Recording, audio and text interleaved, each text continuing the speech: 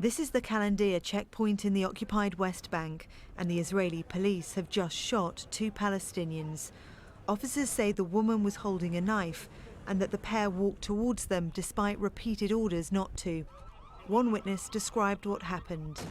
The Israeli forces were shouting at them. The man and woman started to move back, but the Israelis began shooting. They shot the girl first, and the man looked as if he didn't know what to do. He tried to go back, but they shot him. They fired more than 7 bullets.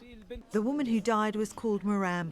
Her 2 children are being comforted by her mother. My daughter was going to see a doctor. She was not going to attack the Israelis. She didn't have a knife, a phone, or anything. My son was not a confrontational person. Maram's brother, who was also shot dead, was 16 years old. Their father says he's struggling to come to terms with what's happened. There's nothing harder than this. It's 2. 1 is hard, but this is 2. My daughter and my son. But whatever comes, God is good. Israeli police have defended their actions. In a statement they said, police called on them several times to stop. When they kept advancing, the officers neutralized the terrorists.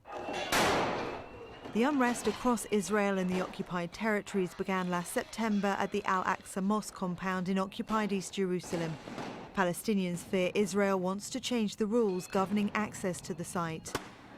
Palestinians have accused Israeli troops of shooting dead civilians who pose no security threat.